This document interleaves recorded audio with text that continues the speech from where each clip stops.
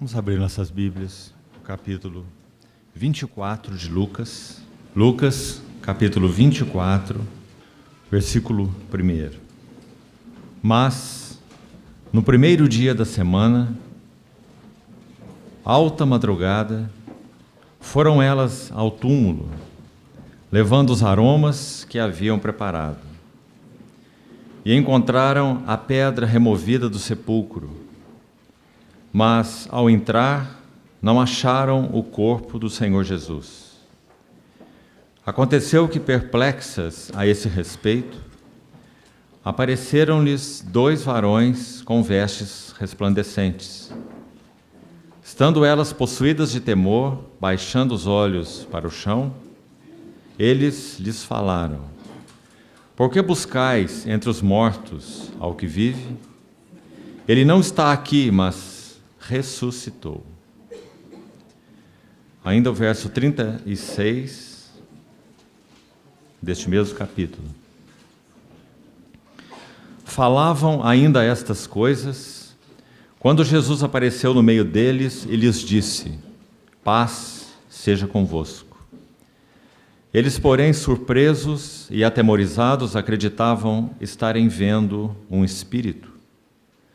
Mas ele lhes disse: Por que estáis perturbados e por que sobem dúvidas aos vossos corações? Vede as minhas mãos e os meus pés, que sou eu mesmo. Apalpai-me e verificai, porque um espírito não tem carne nem ossos, como vedes que eu tenho. Dizendo isto, mostrou-lhes as mãos e os pés. E por não acreditarem eles ainda, por causa da alegria, e estando admirados, Jesus lhes disse: Tendes aqui alguma coisa que comer? Então lhe apresentaram um pedaço de peixe assado e um favo de mel. E ele comeu na presença deles. Amado Pai Celestial, tão grande é nosso privilégio de nos reunirmos debaixo do nome vitorioso de Teu Filho. Tão grande é a nossa alegria em sermos por Ti mesmos alimentados. Pão da vida. Pedimos que abras Teus celeiros celestiais e alimente-nos nessa manhã juntos. Somos Teus. Levantamos nossos olhos para Ti fixamente. Queremos ver algo mais das Tuas grandezas e de Tua formosura. Ilumina os olhos do nosso entendimento. Confiamo-nos a Ti. No precioso nome do Senhor Jesus oramos. Amém. Esse capítulo 24 de Lucas tem sido chamado por muitos estudiosos bíblicos de o capítulo das coisas abertas. Nós temos nesse capítulo 24 3 coisas abertas: um sepulcro aberto, olhos dos discípulos de Emaús abertos e céus abertos para receber o Senhor Jesus ressurreto. Nesses passos que temos dado até aqui, com a ajuda do Senhor, temos buscado ver esses eventos críticos da vida do nosso Senhor Jesus, desde a sua encarnação até a sua entronização. Passo a passo, seguindo o Senhor, nossos corações e mentes não têm outra atitude senão realmente curvarmos-nos aos seus pés. O grande objetivo do Espírito Santo ao nos dar revelação bíblica é que nós sejamos os verdadeiros adoradores, que adoram o Pai em espírito e em verdade. Somos tão tendentes, irmãos, quando, por exemplo, lemos o livro de Romanos e vemos como Paulo, escrevendo aquele livro após 11 capítulos, esboçando tanta doutrina preciosa, profunda, consistente, de tal forma que penso que todos concordamos que nenhum teólogo como Paulo jamais pisou essa terra, um outro teólogo de seu gabarito. Quando ele escreve aquela carta, digamos, tão sistemática aos romanos, que todos admiramos e conhecemos o valor dela na história, E sabemos o que o Senhor fez usando essa epístola tremenda. E Paulo a vai escrevendo sistematicamente, então ele chega ao capítulo 11. E podemos dizer que esse grande teólogo, usemos essa palavra, quando ele chega no capítulo 11, ele tem uma atitude. Depois de descrever tanta beleza doutrinária, ele dobra os seus joelhos. E conclui o capítulo 11 assim: ó, você já meditou sobre esse ó? Eu penso que esse ó resume tudo que o Espírito Santo deseja realizar em nós ao nos revelar Cristo. Ó profundidade da riqueza, tanto da sabedoria como do conhecimento de Deus, quão insondáveis são seus juízos, inescrutáveis seus caminhos. E ele faz aquelas perguntas doxológicas, não teológicas, mas perguntas de adoração. Quem conheceu a mente do Senhor? Quem foi seu conselheiro? Quem primeiro deu a ele, para que ele venha a ser restituído? Porque dele, por meio dele, para ele, são todas as coisas. A ele, pois, a glória eternamente. Amém. Depois do seu amém, ele ainda tem mais 4 capítulos para escrever. Paulo era um bom pregador. Todas as vezes que um pregador fala amém, ele ainda tem algo mais a dizer. E assim era Paulo. Porque seu coração estava tão impressionado com a grandiosidade desse Cristo que ele descreveu nessa epístola aos Romanos. Então, queridos irmãos, ontem nós concluímos, com a ajuda do Senhor, a sessão que dizia respeito à morte do nosso Senhor Jesus. Lucas menciona 7 vezes, desde o capítulo 9, verso 51, que o Senhor Jesus tinha uma intrépida resolução na sua mente, então, e no seu coração de ir para Jerusalém.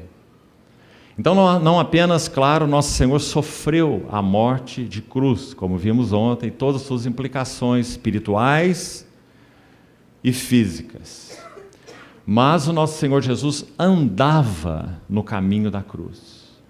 Então, aqui está mais uma tarefa, em particular para os jovens.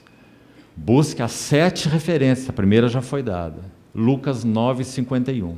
E a partir delas são mais 6, até o capítulo 24, onde é descrito que o Senhor caminhava e seguia para Jerusalém, e ia para Jerusalém.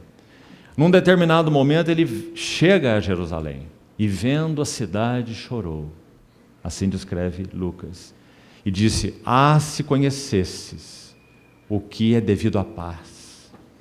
Mas agora isso está oculto dos seus olhos. Não reconheceste o tempo da tua visitação.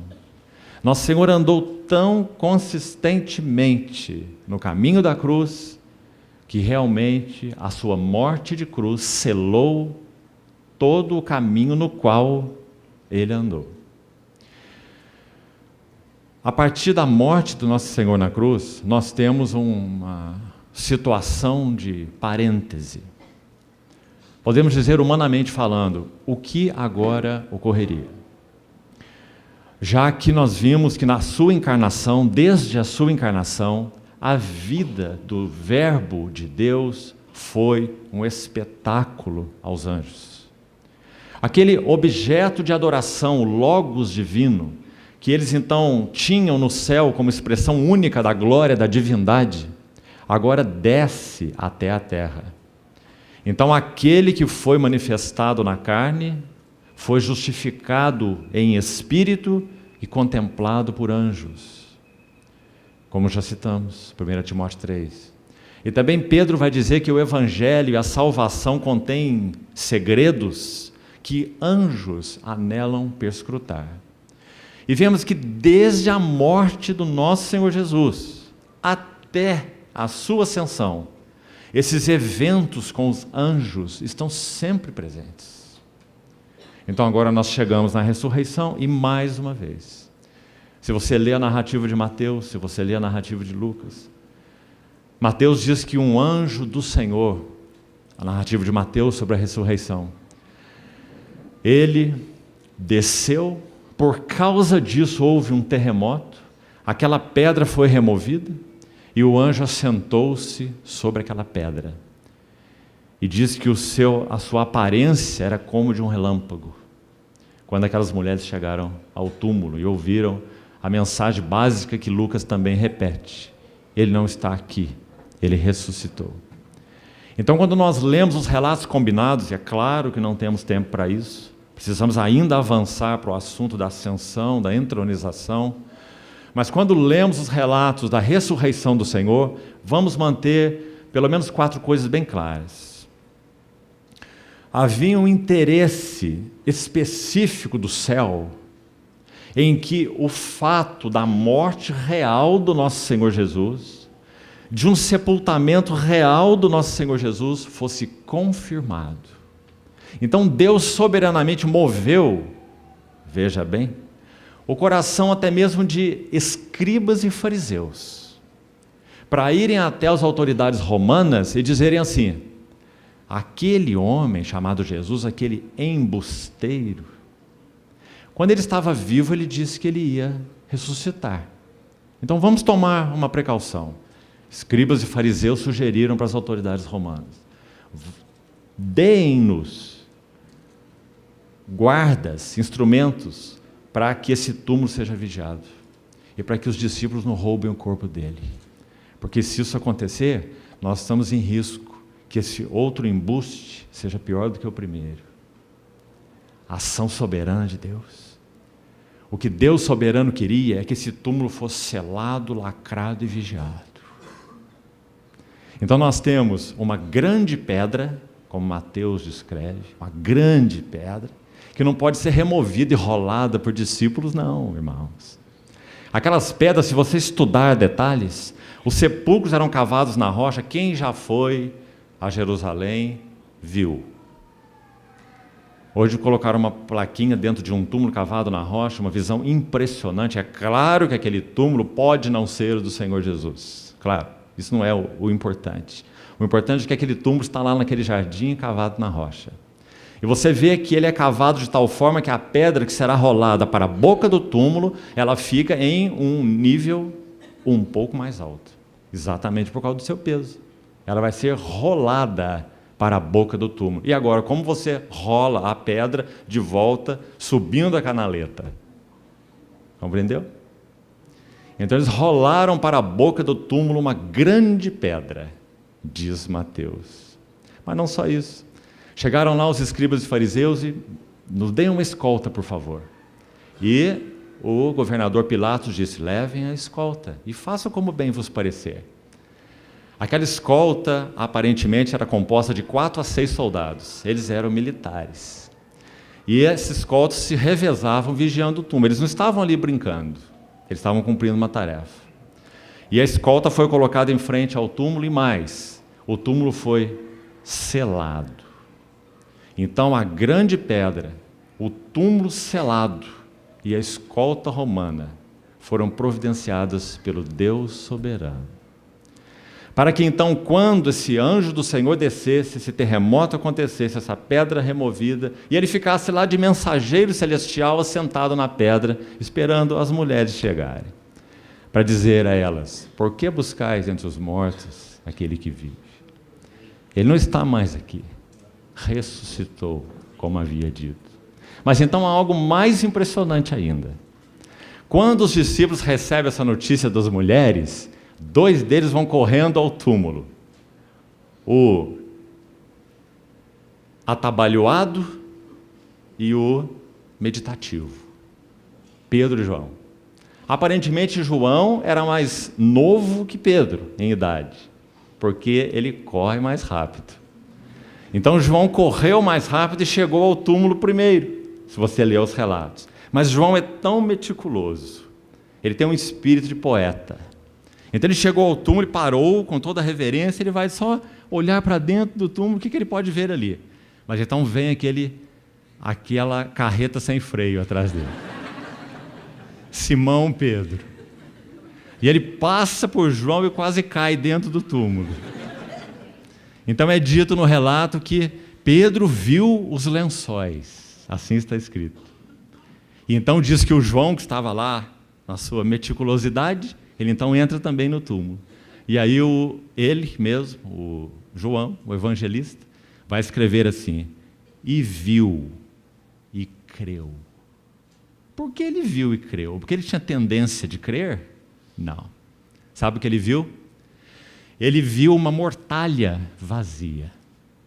Quando os corpos, os mortos eram preparados naquela época, entre as faixas que os enrolavam e os aromas e ungüentos e misturas que eram usados nessa pasta para se embalsamar esse corpo e preparar para o túmulo, isso pesava em torno de 45 quilos. Então, aquele corpo era todo preparado, embalsamado e enrolado em faixas, apenas o rosto ficava de fora, e colocado no túmulo. 3 dias se passaram. Aqueles elementos tomaram consistência, compreendeu? E como que mumificavam, entre aspas, o corpo do Senhor. Quando os dois entraram no túmulo, eles viram um casulo vazio. Como aquele corpo poderia sair dali e deixar um casulo vazio, compreendeu? Era o fato, a prova de que ninguém tocou naquele corpo. Aquele corpo saiu de dentro daquele casulo. Como uma borboleta sai da casa da ex-lagarta. Você já viu aquele casulo? Assim foi a mortalha do nosso Senhor Jesus. É por isso que João descreve.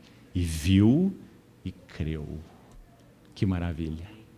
Então nós temos a grande pedra, nós temos a pedra selada, nós temos uma escolta de soldados, e nós temos um casulo vazio. E nós temos um anjo aguardando as mulheres e dizendo: por que buscais entre os mortos ao que vive? E então, para que tudo ficasse muito claro, nosso Senhor passou 40 dias dando testemunho da sua ressurreição. Isso foi tão importante que o apóstolo Paulo registra assim em 1 Coríntios 15. Ele foi visto por muitos irmãos. 1 Coríntios 15. Ele apareceu a Cefas, depois ele apareceu aos 12, e ele foi visto de uma única vez por mais de 500 irmãos.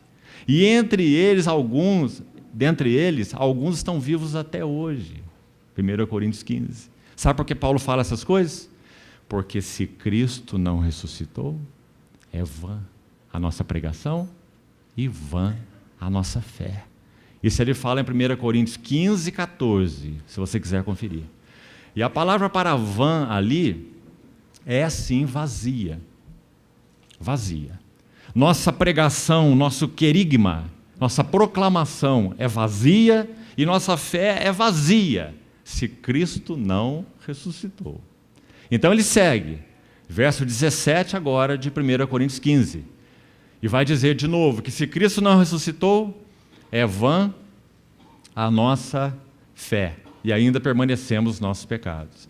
E agora vã ali é uma outra palavra da língua original, e significa inútil, significa sem força, significa sem propósito.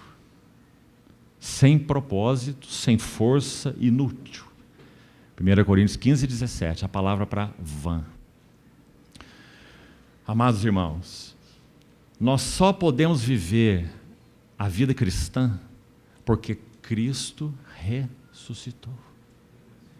E soprou sobre nós, naquela figura tão linda dele ainda ressurreto, não ascenso, não Pentecostes ainda, mas quando ele se coloca entre os discípulos numa das 10 vezes em que ele aparece aos discípulos. Por que 10? 2 mãos cheias. Isso na Bíblia significa pleno testemunho. 10 aparições. Há uma obra muito bonita de A.B. Simpson, chamada The Christ of the 40 Days. E ele vai mostrar que nesses 40 dias o Senhor se manifestou 10 vezes aos seus discípulos. Cada aparição do Senhor aos seus discípulos é maravilhosa. É distinta, às vezes completamente distinta uma da outra. Qual foi a primeira? Maria Madalena. Quando ela estava no sepulcro e confundiu o Senhor ressurreto com o jardineiro. e disse ao jardineiro: se você sabe onde está o corpo dele, me diga, para que eu o carregue. Em outro evangelista, quando cita Maria Madalena nessa ocasião, vai dizer que ela era aquela de quem o Senhor havia expelido 7 demônios. É citado nesse contexto. Esse era o coração que Maria Madalena tinha com relação ao seu Senhor. Então a primeira aparição foi para Maria Madalena. Qual foi a última? Se de novo você vai fazer essa tarefa, 2 estão sendo citadas. A primeira é para Maria Madalena, a última, Betânia. E o Senhor então é ascenso de Betânia. Daqui a pouco vamos chegar em Betânia um pouco. Então, queridos irmãos, quando nós abrimos esse capítulo 24 de Lucas, nós ficamos sem dúvida impactados com as coisas abertas. Túmulo aberto, olhos abertos para verem aquele que saiu do túmulo, para aqueles discípulos desesperançados no caminho de Emaús. Já se vão 3 dias e a nossa esperança também já se foi junto com esses 3 dias. Nós estamos deprimidos. Para nós ele era o Messias mesmo, ele era a esperança de Israel. E nosso Senhor tem um diálogo com ele que penso que nós vamos compartilhar hoje antes de partirmos o pão à tarde. Qual foi esse diálogo? O que há de importante nele, de maravilhoso nele? Então o Senhor abre os olhos dos discípulos de Emaús. Túmulo aberto, os olhos abertos, mas finalmente Lucas termina com o céu aberto. E agora, quando os céus foram registrados, abertos em Lucas, no capítulo 3, Jordão, tu és o meu filho amado. No capítulo 9, transfiguração, tu és o meu filho, este é o meu filho, o meu eleito, a ele ouvi. E a terceira vez, não há voz nenhuma. Não é necessário mais voz. O Senhor já havia consumado sua obra. Apenas o céu se abre em silêncio. E o Senhor Jesus é elevado aos céus, a partir de Betânia. Eu não sei o que você pensa sobre isso, mas quando eu penso sobre esse acontecimento, sabe o que me vem à mente?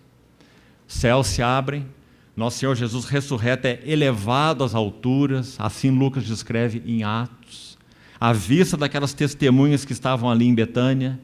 Então, me parece que podemos aí ouvir o Salmo 24 como um eco da voz dos anjos, que diziam assim: levantai, ó portas, as vossas cabeças, levantai-vos, ó portais eternos, para que entre o Rei da Glória. Então aquela pergunta: quem é o Rei da Glória? O Senhor forte e poderoso nas batalhas. Que batalhas esse Senhor tinha travado? As batalhas do Gólgota. E os anjos de novo vão olhar, mas agora para o Verbo encarnado. E dizer dele e a ele: ele é o Senhor forte e poderoso nas batalhas. Ele conquistou morte, ele conquistou o mundo, ele conquistou pecado, carne, próprio diabo, principados, potestades. Ele conquistou-nos para não vivermos mais para nós mesmos, mas para aquele que por eles morreu e ressuscitou, como Paulo diz em 2 Coríntios 5.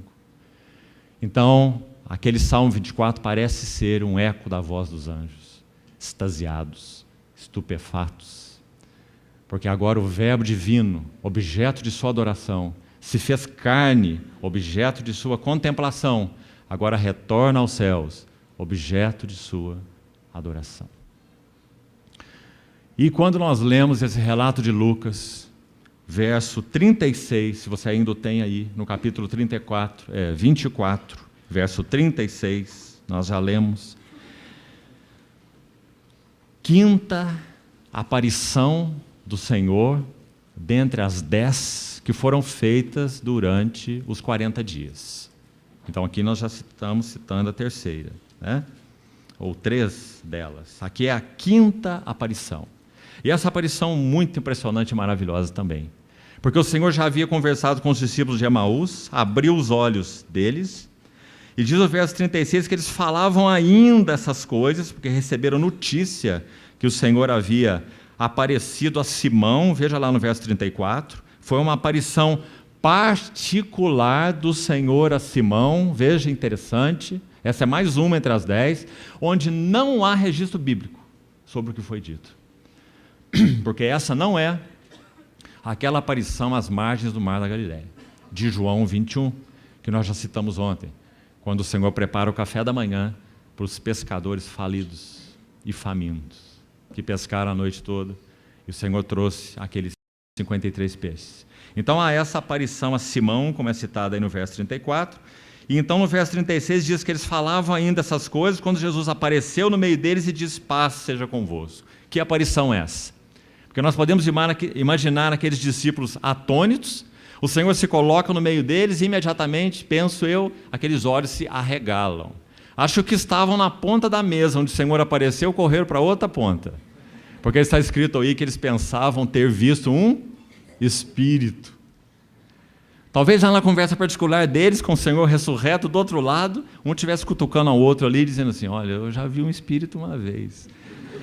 Nós podemos fazer um teste bom aqui, para ver o que está acontecendo. Mas nosso Senhor conhecia tudo sobre o coração deles. Então o Senhor viu que eles ficaram atônitos e ele tomou uma primeira atitude. Ele diz: toquem-me, veja essas mãos, vocês conhecem, lembram? Veja esses pés, sou eu mesmo. Ele diz: um espírito não tem carne e nem ossos. É interessante que ele não diz sangue, não é? Porque sangue é o que retrata e registra uma vida humana e simplesmente humana. Mas agora o nosso Senhor verteu o seu precioso sangue, sua vida humana. Lucas vai dizer: a vida da carne está no sangue, e nosso Senhor verteu o seu precioso sangue. Então ele ressuscitou com o mesmo corpo, mas glorificado, mas não sem aquelas marcas. Vede minhas mãos e meus pés, sou eu mesmo. Lembra a ocasião com Tomé também? Põe a mão no meu lado, porque aquele lado foi traspassado pela lança do soldado, lembra-se? E João vai dizer: saiu sangue e água. Sangue para expiação, porque sem derramamento de sangue não há remissão. E água para regeneração. 1 João 5 vai dizer que água e sangue são duas testemunhas. Que maravilhoso. Então, depois do Senhor dizer isso: toque minhas mãos e meus pés, sou eu mesmo. Mas eu penso que os olhos deles continuaram arregalados. E é interessante, amados irmãos, o versículo 41, que diz que depois que lhes mostrou as mãos e os pés, veja aí, isso é o verso 40, no 41 diz assim: e por não acreditarem eles ainda, veja aí, por causa da alegria. Que coisa, a alegria às vezes deixa as pessoas incrédulas, né? Eles estavam tão extasiados com aquele assunto, dizendo: é ele mesmo. Mas será que é ele mesmo? É ele mesmo. Estavam tão extasiados e com tanta alegria, diz o texto, e estando admirados, aí Jesus vai tomar mais uma atitude. O que ele diz? Tendes aí alguma coisa para comer? Então, quem sabe aquele que cutucou o outro lá e falou: eu já vi um espírito uma vez, mas eu sei que eles não comem. Então agora o Senhor falou: tendes aí algo que comer? Então eles disseram, apresentaram a ele um pedaço de peixe assado e um favo de mel. Aí eu acho que os olhos se arregalaram mais ainda, porque acho que eles pensaram assim: ele vai comer o peixe, gente, presta atenção. Nós vamos ver aquele peixe passar pela garganta e descer até o estômago, como numa máquina de raio-x, porque ele é um fantasma, presta atenção. Então o Senhor comeu o peixe e o mel na presença deles. Então eles ficaram convictos: olha, é um homem mesmo. Ele ressuscitou. Quão condescendente é o nosso Senhor. Por que ele precisava comer com eles? Comer o peixe? Ele quer deixar tão claro que aquele corpo que entrou no túmulo é o corpo que saiu do túmulo, ressurreto. Hebreus 7 diz assim, que ele exerce um sumo sacerdócio celestial pelo poder de vida indissolúvel. Lembra-se? Hebreus 7. Essa é a qualidade da sua vida ressurreta. Por isso, ainda no capítulo 7 de Hebreus, que livro é esse de Hebreus? Você não acha, irmão? O Senhor tem me dado a oportunidade de estudar esse livro já há mais de 40 anos. Sabe como eu me sinto? Um menino na areia da praia, brincando. Porque é tão profundo, é tão rico, é tão maravilhoso. Então, Hebreus capítulo 7, no verso 25. Antes, como dissemos, já havia sido dito, ele exerce um sumo sacerdócio celestial, não conforme lei de mandamento carnal, como os filhos de Levi exerciam. Vem um sacerdote, morre, vem outro sacerdote, morre, porque eles eram homens sujeitos à limitação. Eles eram impedidos pela morte, grande inimigo. Impedidos pela morte de continuar. Não são palavras do livro de Hebreus? Mas este, Jesus, permanece sacerdote perpetuamente. Porque ele ministra com o poder de vida intocável, indissolúvel, triunfante. E então nós chegamos ao verso 25 de Hebreus 7, que vai dizer assim, por isso, ele pode salvar totalmente os que por ele se chegam a Deus, porque ele vive sempre para interceder por eles. Não é maravilhosa a sua ressurreição, a sua ascensão, a sua entronização, a colocação dele nesse lugar de nosso intercessor? Porque o sumo sacerdote, quando entrava no Santo dos Santos, no dia da expiação, uma vez por ano, ele carregava no peitoral 12 pedras, tipificando os 12 filhos de Israel, mas também carregava nos ombros 2 pedras de ônix, e sobre cada pedra gravados 6 nomes dos filhos de Israel. 12 pedras no peito, 12 pedras no ombro. Qual é a realidade do Novo Testamento sobre essa tipologia? Qual é? É que o nosso Senhor Jesus, o eterno sumo sacerdote, do qual aquele era apenas uma figura, ele intercede, ombros, fala de intercessão, suporte. Ele intercede pelos mesmos pelos quais ele fez expiação. Pedras no seu peito fala de expiação. Pedras nos seus ombros fala de intercessão. Então esse sumo sacerdote vai orar assim em João 17: não rogo pelo mundo. Nosso Senhor Jesus, sim, foi enviado como Salvador do mundo. Não misture as palavras. Mas ele não foi enviado como intercessor do mundo. Ele é intercessor apenas dos que creem. Não intercedo pelo mundo, mas intercedo pelos que me deste, porque eles são teus. Que maravilhoso intercessor nós temos. Porque nós pregamos o Evangelho ao mundo, para que aqueles que não conhecem o Senhor sejam salvos, e então tenham aquele que vive para interceder por eles, realizando neles essa tão grande salvação.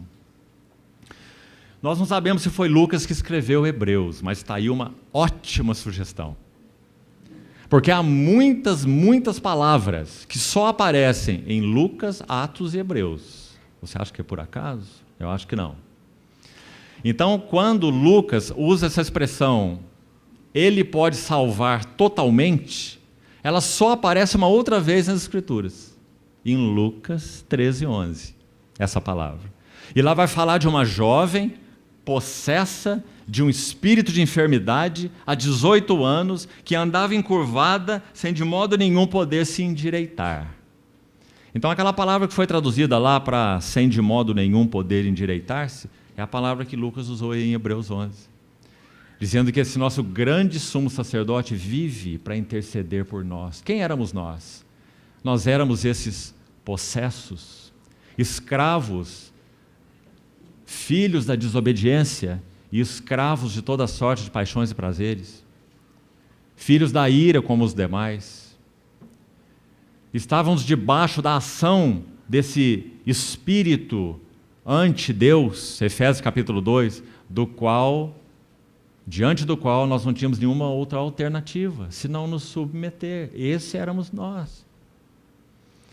Então, o nosso intercessor nos tirou dessa condição, mas mais que isso, ele se tornou para nós aquele que pode nos endireitar totalmente.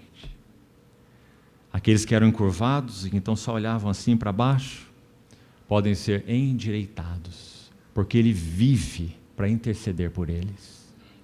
Então, amados irmãos, no que concerne a ressurreição do nosso Senhor Jesus, foi através dela que ele pôde compartilhar com os seus eleitos a sua vida ressurreta. Por isso é que ele soprou sobre eles. Não vamos entrar em debates teológicos aqui. Alguns dizem que quando o Senhor Jesus se manifestou na ressurreição e disse, e soprou sobre eles o Espírito Santo e disse, recebei o Espírito Santo, então eles receberam o Espírito Santo.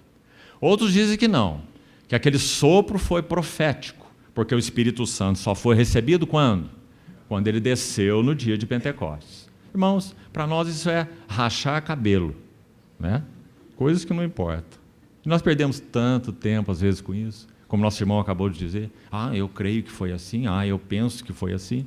Isso na verdade não importa nada para nós, o que importa é que nós recebemos o Espírito Santo, e que o Espírito Santo habita em nós.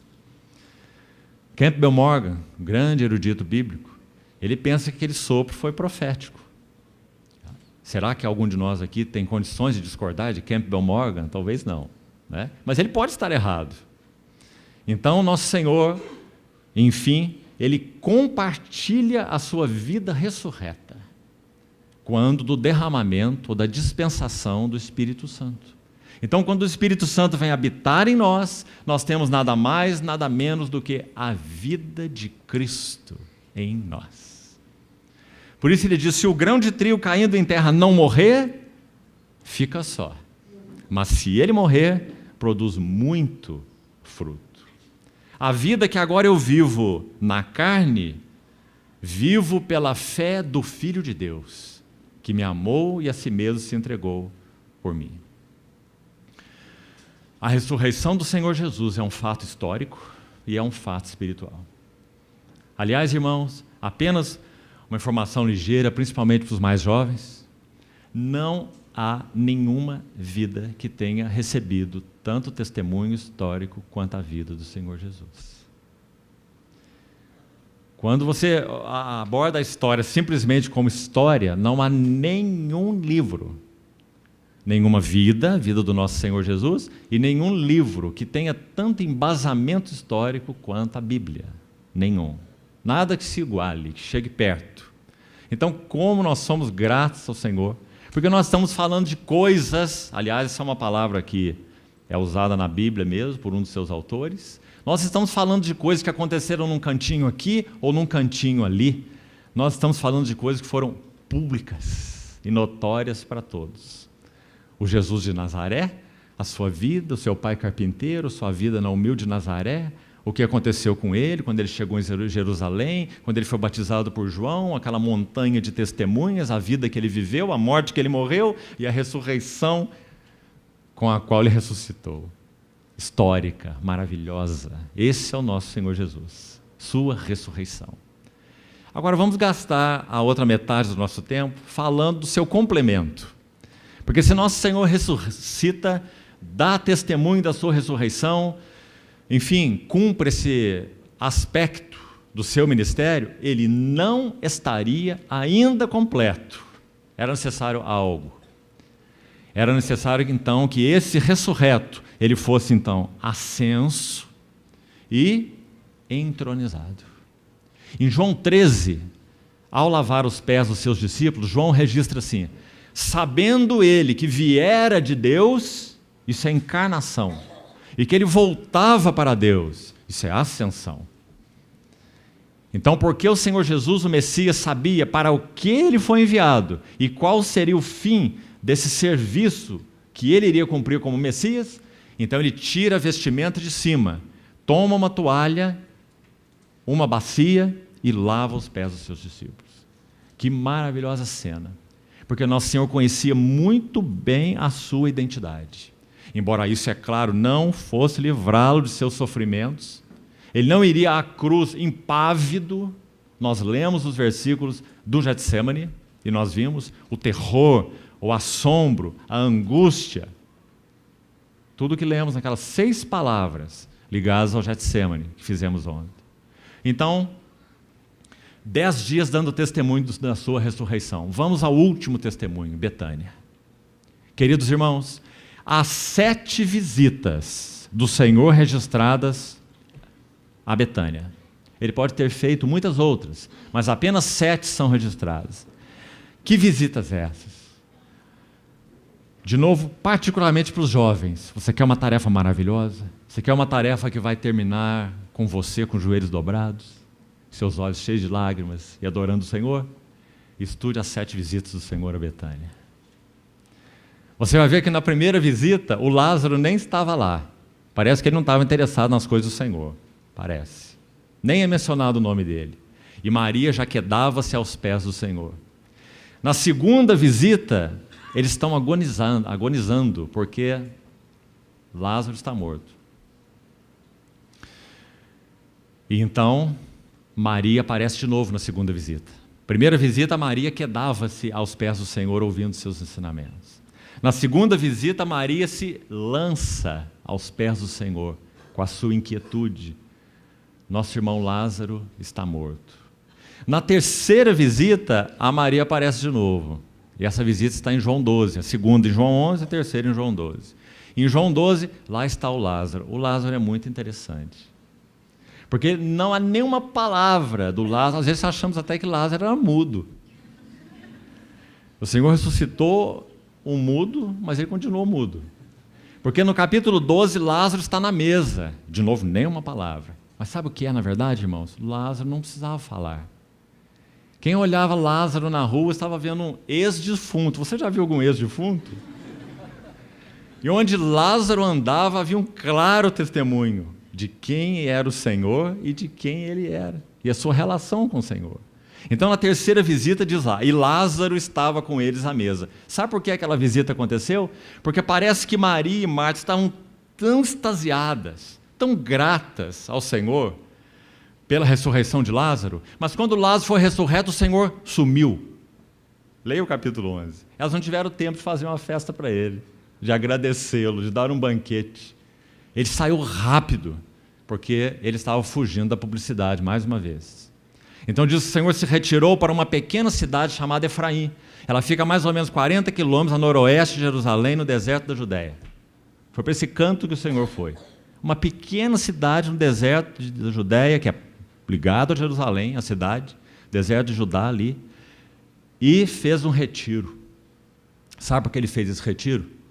Porque ele ia sair desse retiro da pequena cidade de Efraim, 40 quilômetros mais ou menos de Jerusalém, e ele iria realizar a sua última visita a Jerusalém. E aqui ele iria marcar a sua última semana. Então, para onde ele vai quando ele sai do seu retiro? Betânia. Antes da entrada triunfal em Jerusalém, que conhecemos tão bem, ele vai para onde ele tinha sua casa. Ele vai onde os seus direitos eram reconhecidos. O que ele tinha em Betânia é tudo que ele busca, amados irmãos, em nós, e em cada uma das suas assembleias. Em Betânia ele tinha um coração que o amava. Em Betânia ele tinha mãos que o serviam. Em Betânia ele tinha ouvidos que o ouviam. Então, na terceira visita, lá estava Lázaro na mesa. E, leia o relato de João 12, um banquete foi preparado do Senhor. O Senhor saiu depressa lá, mas agora eles podem agradecê-lo. Então, o Senhor estava lá, Lázaro ressurreto, quieto ali na mesa, e Marta servindo, agora com o serviço ajustado. Agora o Senhor não tem que repreender Marta. O serviço de Marta foi ajustado. O Senhor fez só 3 visitas, ele já ajustou Marta. Que maravilhoso Senhor nós temos. Então diz lá, Marta servia. E, irmãos, é dito que então Maria toma um nardo, Marcos vai dizer, são 3 relatos, Mateus 26, Marcos 14 e João 12. Marcos vai dizer que aquele nardo era preciosíssimo. Então, 300 denários. Vamos imaginar a cena em Betânia e vamos entender por que o Senhor ascendeu de Betânia, a sua ascensão. Vamos imaginar então Nosso Senhor debruçado, não havia cadeiras, você sabe, as mesas eram baixinhas. Então, quando eles iam tomar a refeição, eles colocavam o seu cotovelo na mesa e dobravam o seu pé para o lado. E recostavam, reclinavam sobre a mesa.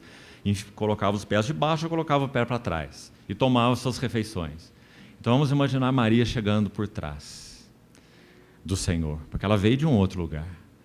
E trazia nas mãos o vaso de alabastro e o nardo preciosíssimo. Aquele nardo tinha duas funções para as mulheres. A primeira, eles serviam para elas guardarem esse pequeno tesouro para o dia das bodas delas. Quando elas iriam levar esse vaso para o quarto nupcial. E aquele vaso tinha um gargalozinho estriado para se quebrar no lugar certo, como uma ampola de injeção dos nossos dias.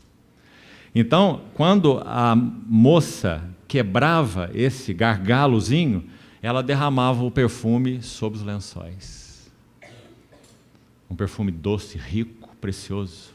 Então, enchia aquele quarto do perfume do bálsamo, um quarto de núpcias. Mas havia uma outra finalidade.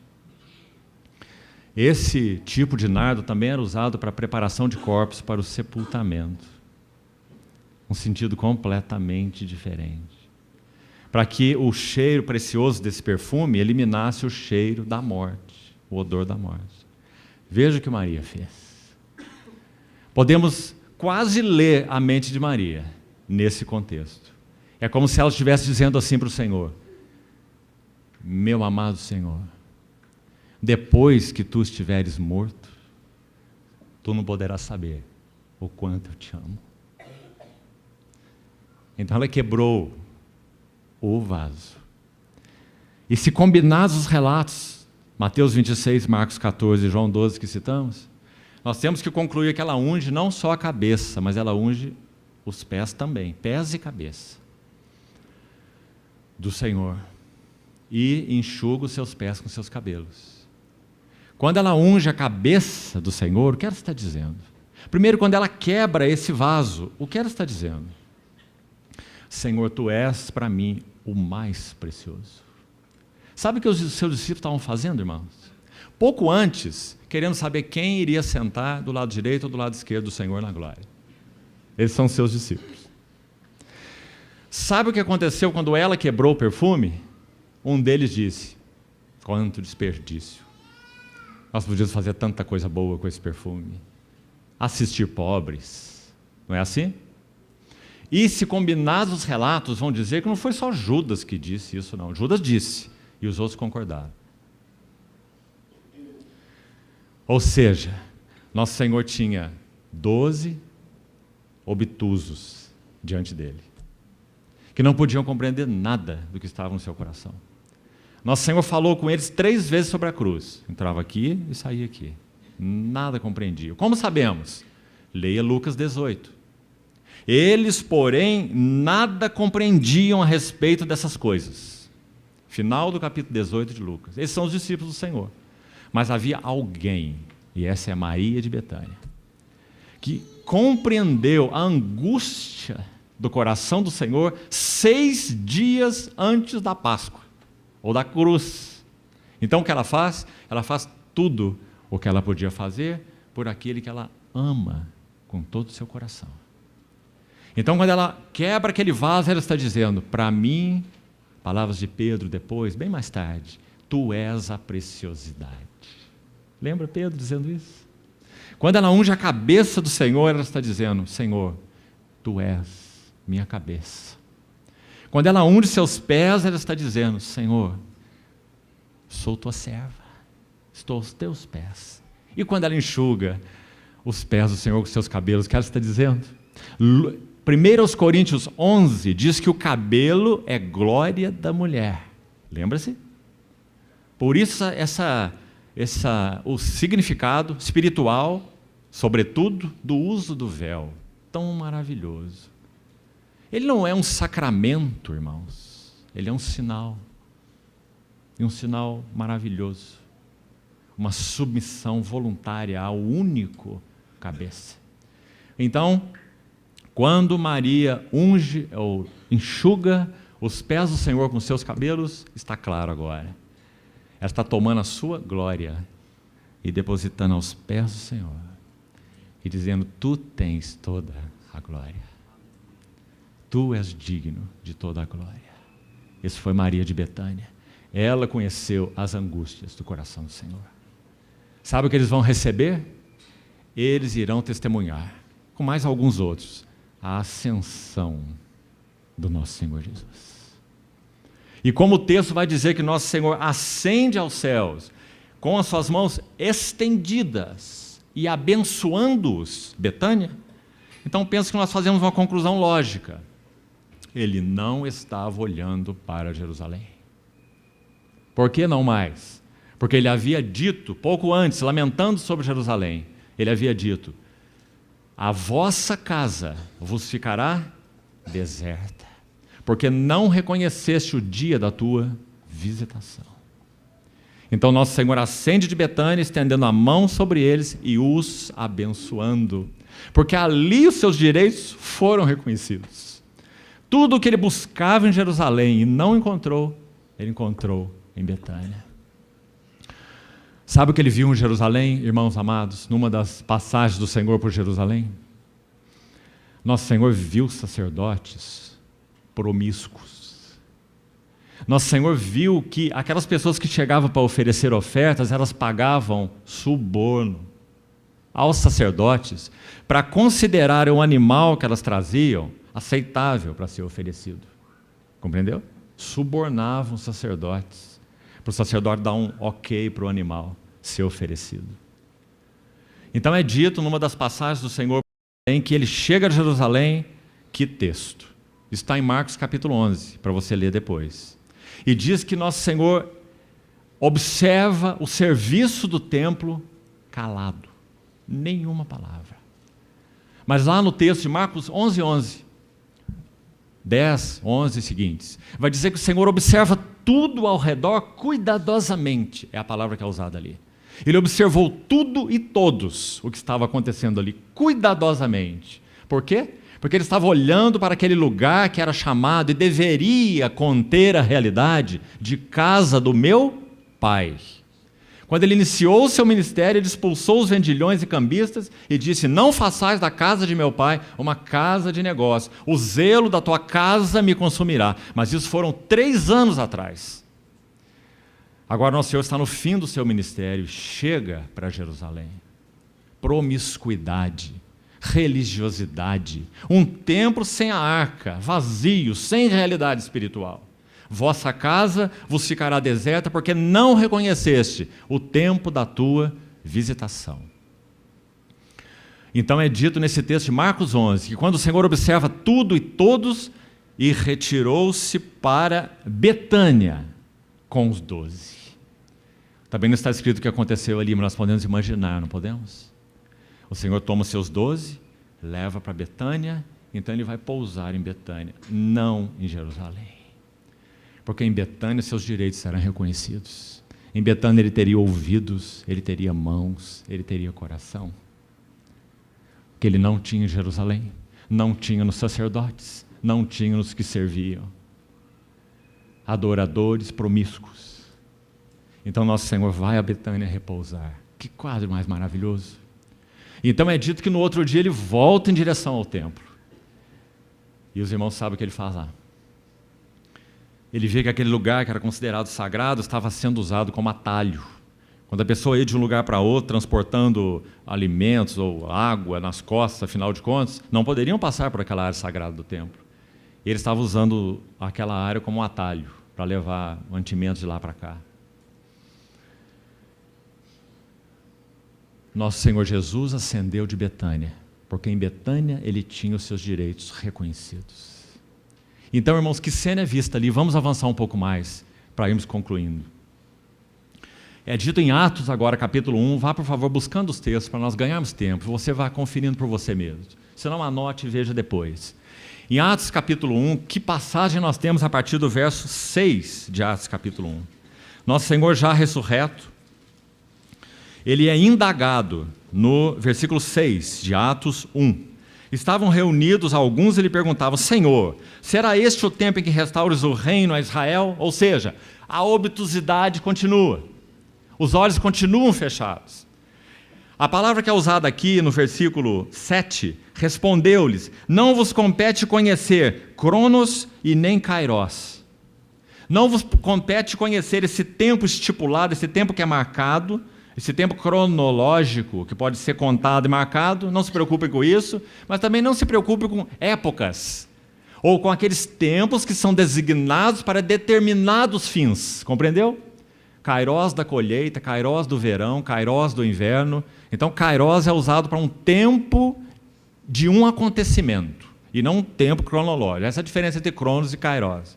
Então, nosso Senhor falou: não vos compete conhecer Cronos e nem Kairos, que o Pai reservou para a sua exclusiva autoridade. Irmãos, isso tem muito a nos falar, porque, infelizmente, há irmãos que tomam a palavra e se preocupam muito com os Kairos. Qual será o Kairos da revelação do anticristo? Qual será o Kairos do não sei o que lá em Jerusalém, ou lá não sei mais aonde? O Kairos disso ou o Kairos daquilo? Onde estão os nossos olhos? Por que tanta ansiedade, tanta inquietação? Por que nos agitamos com esses assuntos? Porque nosso coração está no lugar errado. Não vos compete conhecer tempos ou épocas que o Pai reservou para a sua exclusiva autoridade. Por que o Senhor falou assim? Na sequência, vamos ver. Mas recebereis poder ao descer sobre vós o Espírito Santo, e sereis as minhas testemunhas, tanto em Jerusalém como Judeia, Samaria e até os confins da terra. Mas não só isso. Olha o verso 9. Ditas estas coisas, foi Jesus elevado às alturas, à vista deles, e uma nuvem o encobriu dos seus olhos. Será que a mensagem está clara? Não se preocupe com Cronos, não se preocupe com Kairos, preste atenção, veja o que eu estou fazendo. Ele foi elevado às alturas e foi encoberto dos olhos dele. Ele está dizendo: meu reino é, a partir de agora, uma realidade espiritual. Vocês estão sendo chamados para o reino da realidade espiritual. Irmãos, é isso o que nos importa. Sim, o Senhor ainda tem tratos com Jerusalém. Estamos certos que o tempo dos gentios ainda não se cumpriu. Paulo falou algo específico em Romanos 9-11 que sim nos interessa, mas nossos olhos não estão aí. Nossos olhos estão naquele de quem é dito no versículo 10 agora: estando eles com os olhos fitos no céu. Era isso que o Senhor queria, porque você viu onde os olhos estavam fitos? Senhor, qual será o tempo, qual será a época em que restaures reino para Israel? Os olhos estão fitos aqui, os olhos estão horizontais. O Senhor quer que os olhos deles estejam verticais.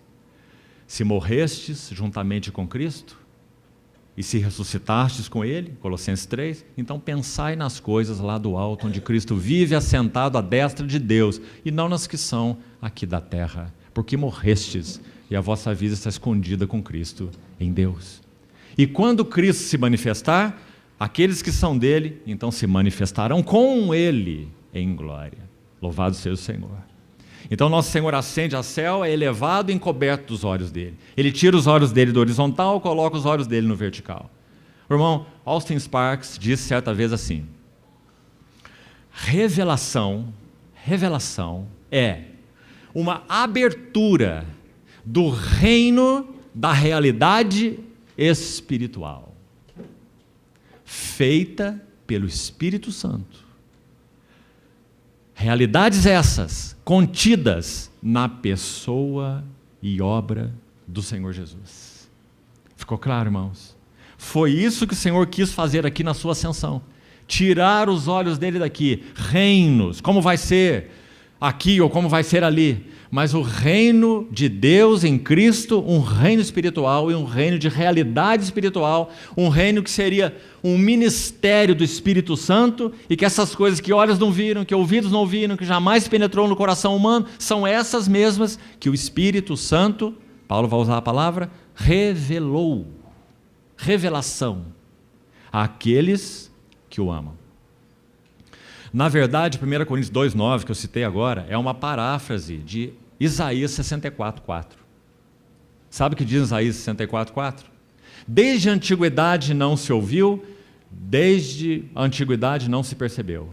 Um Deus além de ti, que trabalha para aquele que nele espera. Que maravilhoso! Tudo aquilo que ele fez, realizou e consumou, o Deus que trabalha para aqueles que neles esperam. Isaías 64,4. Paulo diz que são essas coisas que o Espírito Santo toma e revela àqueles que pertencem ao Senhor. Mas Deus nolo revelou pelo Espírito, porque o Espírito a todas as coisas perscruta, até as profundezas de Deus. Esse é o reino da realidade espiritual. Então, irmãos, que o Senhor nos ajude, em particular sua igreja no Brasil, a termos nossos olhos colocados no lugar correto. Não no anticristo, mas em Cristo. Não em Jerusalém, mas na igreja. E que o Senhor guarde os nossos corações alinhados com Ele, com suas intenções, com seu propósito. Só isso poderá nos guardar, irmão. Você pode ser o melhor investigador bíblico. Se o seu coração não estiver atrelado a Cristo, você não será guardado nesses dias difíceis que possivelmente virão. Então, a ascensão do Senhor. E agora vamos buscar concluir. Não queira pregar um dia, irmãos, é difícil demais concluir. A hora mais difícil é concluir. Tanto mais teríamos a compartilhar sobre essa maravilhosa ascensão e sobre essa entronização. Vamos falar rapidamente sobre a entronização. Há um texto em Isaías 42 e também em Isaías 45, Isaías 45, 23, Isaías 42, 8, em que o Deus eterno diz assim: eu sou o Senhor, este é o meu nome. Escute, eu sou o Senhor, este é o meu nome. A minha glória, pois, eu não a darei a outrem. Isaías 45, 23 vai dizer assim: por mim mesmo tenho jurado, diz o Senhor. Toda língua, todo joelho se dobrará, porque Ele é quem é. Jura por si mesmo, o Deus eterno. Não reparte sua glória com ninguém, porque nem pode. Quem pode ter a glória que Ele tem? Se Ele depositar sua glória sobre qualquer criatura, seja ela um serafim, seja ela um querubim, seja ele quem for, um arcanjo, ele vai ser consumido, porque a glória do Senhor é a glória do Senhor. Então a minha glória não a darei a outrem. Mas escute agora Filipenses 2,9, que nosso querido irmão leu na abertura desse tempo da manhã.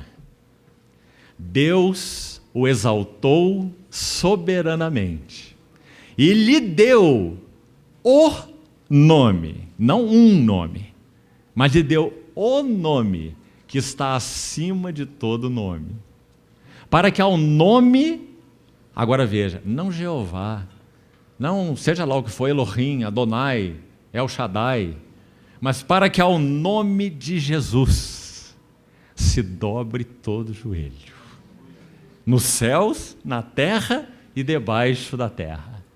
Ah, irmãos, quando nós combinamos esse versículo com Isaías 42:8, Isaías 45:23, fica tão claro.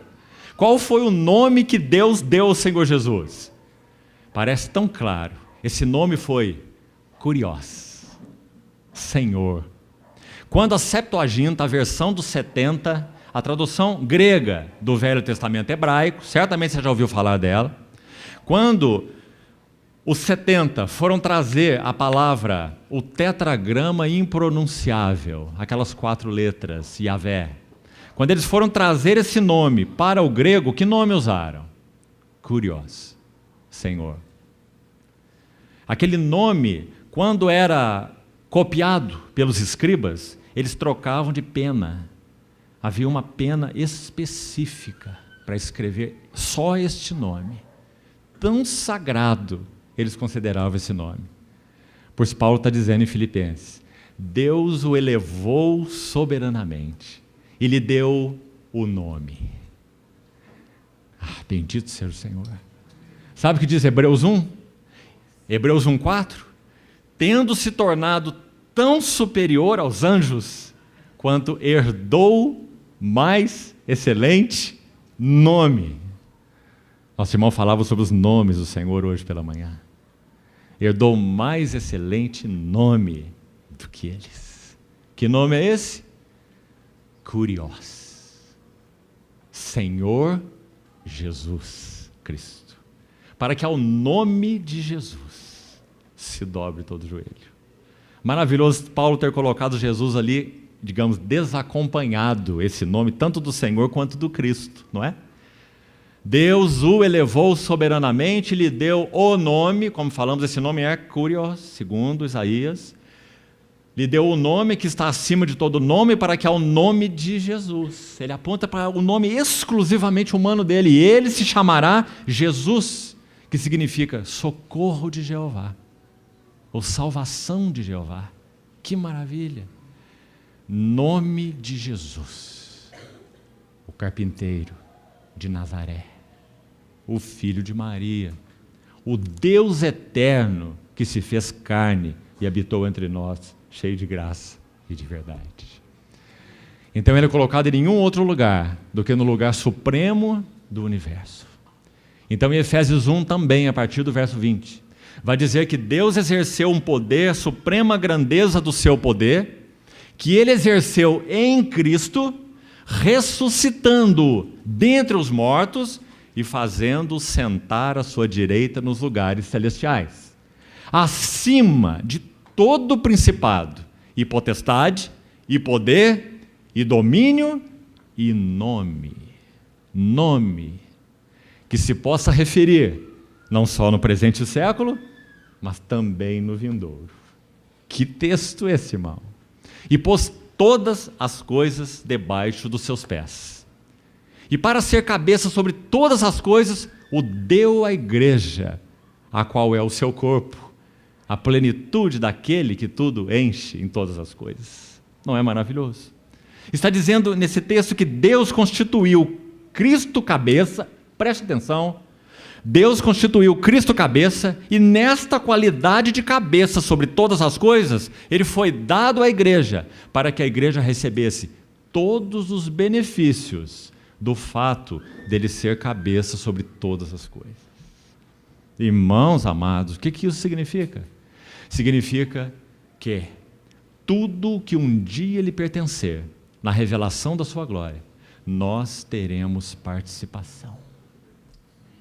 Porque cabeça e corpo, como dizia nosso querido irmão, não podem ser separados. Eles só podem ser distinguidos, nunca separados.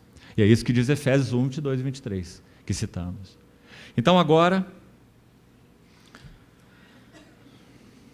nós já falamos o amém, depois do amém tem algumas palavras.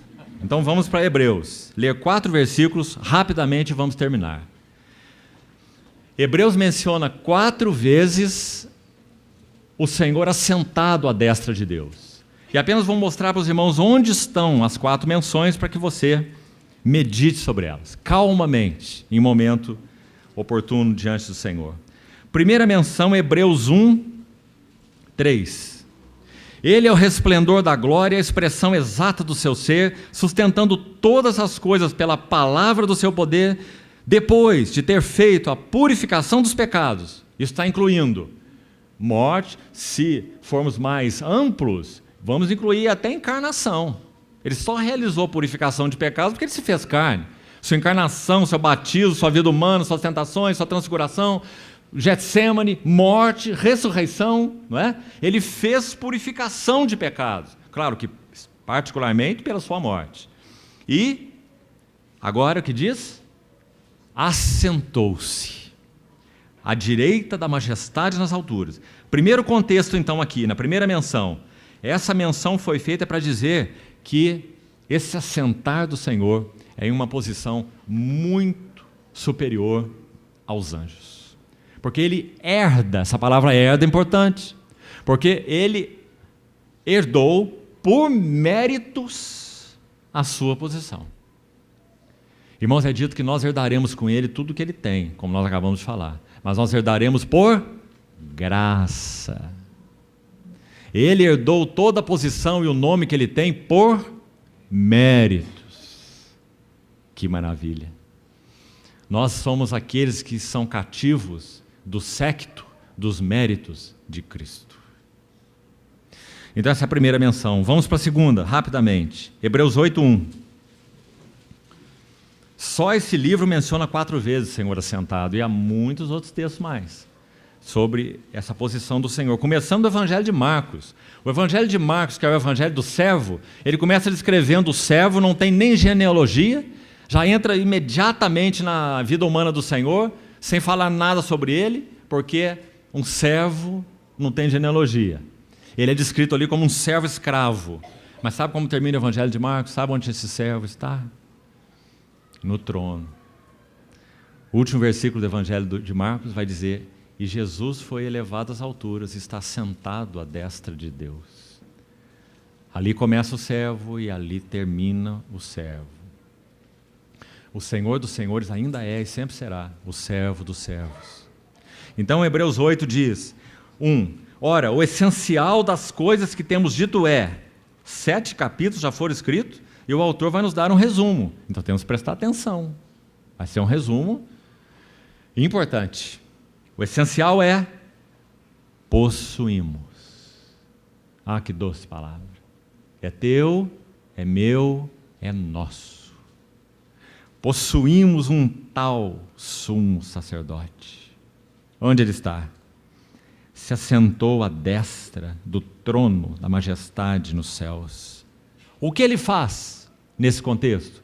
Já vimos na primeira menção, tão superior aos anjos, porque herdou um nome mais excelente. Aqui, o que ele faz? Ele é ministro do santuário e do verdadeiro tabernáculo que o Senhor erigiu e não o homem. Como nós podemos chamar esse tabernáculo? Nas palavras de Paulo, o novo homem da nova criação, da qual Cristo é cabeça e a igreja é o seu corpo. É a este tabernáculo que Cristo ministra, e não ao tabernáculo da velha dispensação. Então ele é ministro do verdadeiro tabernáculo que o Senhor erigiu e não o homem, porque ele é o sumo sacerdote assentado à destra do trono da majestade. Verso 1. Vamos para a terceira, capítulo 10, verso 12. Olha que menção maravilhosa.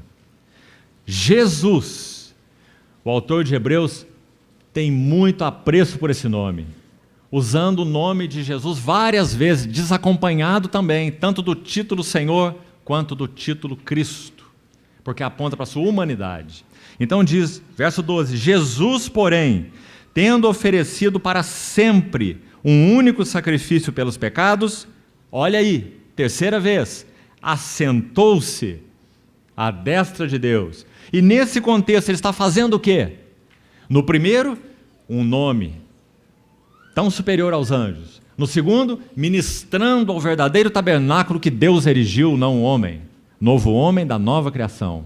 Terceiro, ele está sentado, aguardando que todos os seus inimigos sejam postos por estrado dos seus pés. Então, irmão, quando você acordar assim de manhã, olhar no espelho e contar assim 3, 4 rugas a mais, quando você, homem, levantar de manhã, olhar para o espelho e contar uma dúzia de cabelos a menos, né? E os que restam estão ficando brancos, quando você, irmã, acordar com dor de cá e dor de cá e dor de lá, lembre desse versículo: aguardando que todos os seus inimigos sejam postos por estrado dos seus pés. Não é maravilhoso? Graças ao Senhor, nós não vamos conviver com essa carcaça muito tempo mais. Nós estamos aguardando a ouvir ecoar no universo aquela voz: tragada foi a morte pela vitória. Onde está a morte, o teu aguilhão? Bendito seja o Senhor. Tudo isso porque Cristo ressuscitou. Bendito é seu nome. Irmão, você tem meditado sobre isso? Você tem tido sonhos sobre isso? Ajude-nos o Senhor. Como nós citamos numa das sessões aqui, John Owen partiu para o Senhor sem concluir o seu último escrito, Meditações sobre a glória de Cristo. Há um outro objeto para a nossa meditação? Há outro. Qual? A igreja? A obra de Deus? Não são dignos o suficiente. Nem sua obra, nem sua igreja. O irmão Watchman Nee, depois de 20 anos em uma prisão comunista, ele escreveu algo assim: Senhor amado, eu passaria tudo o que passei de novo. Ele tinha 1,79 m de altura, estava com 49 quilos, numa prisão fétida na China. Senhor, eu passaria tudo de novo, não por causa da tua igreja, nem por causa da tua obra, mas por ti mesmo.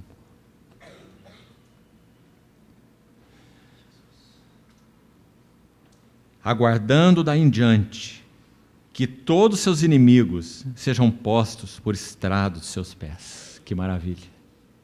E a última menção, então, para concluirmos agora, Hebreus 12. Hebreus 12, vamos ler de 1 a 3.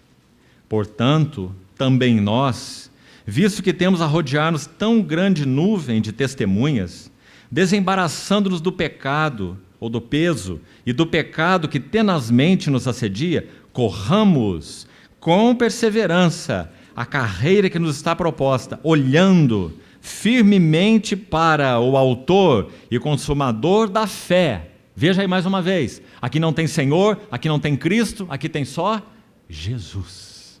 Porque a ênfase está na sua humanidade, na vida da fé que ele viveu, que é nossa nele, porque nós e ele somos um.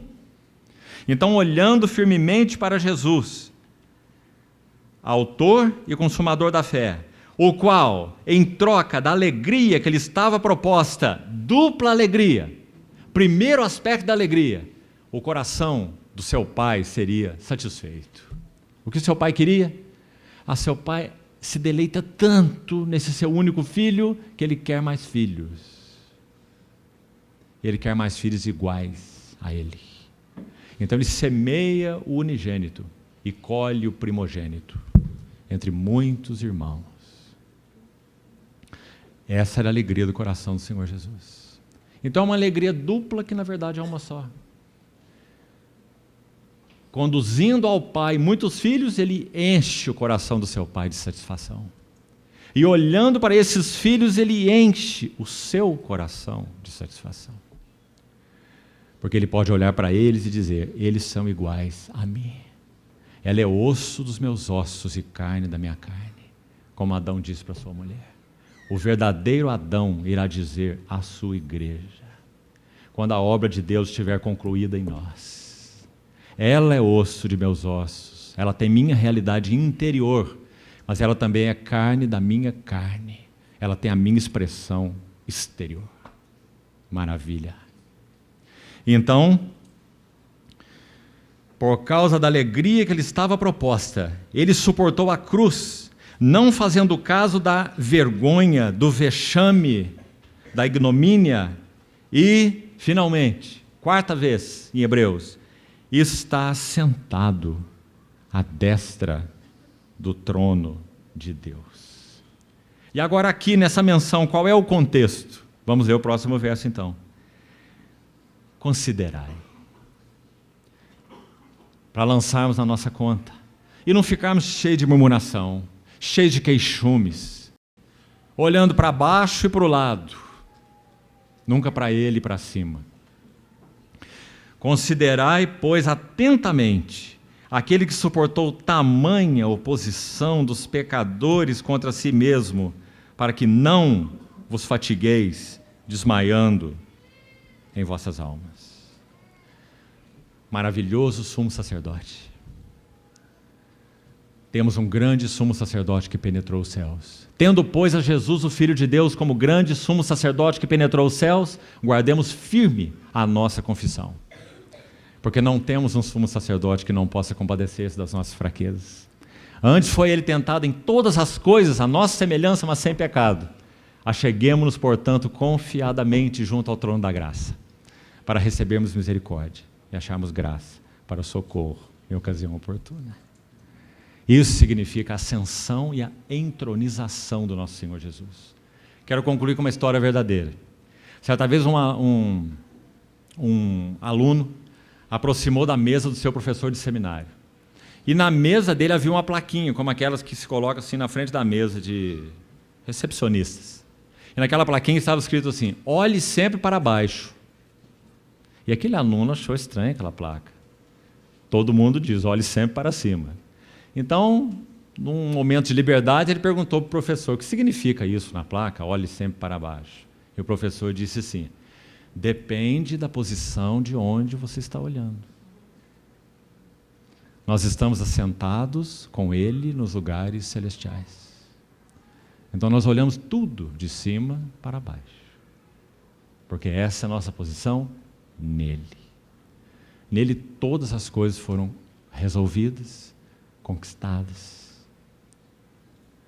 Que o Senhor eleve nossos olhos, queridos irmãos, para Ele, o grande e fiel sumo sacerdote, e continue ministrando ao nosso coração as riquezas da sua pessoa e da sua obra. Bendita ocupação que nós temos, pelo Espírito Santo, conhecer o nosso Senhor. Vamos orar.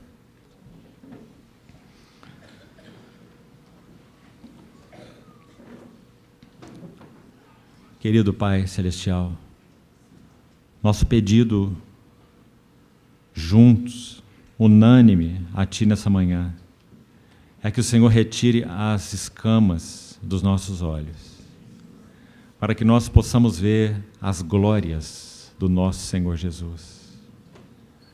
Te pedimos perdão por nossas vidas serem tão pequenas, até mesmo tão medíocres, diante de quem Tu és.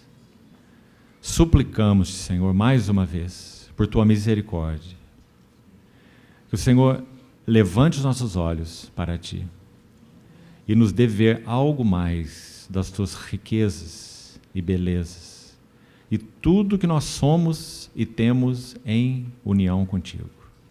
Bendito é Teu nome, Redentor, maravilhoso, Deus forte, louvamos Teu nome. Continua falando ao nosso coração e nos prepara para ainda partirmos o pão na Tua presença. Enche esse ambiente com Tua presença, para que possamos ser os verdadeiros adoradores, que adoram o Pai em espírito e em realidade. Assim oramos em nome do Senhor Jesus. Amém.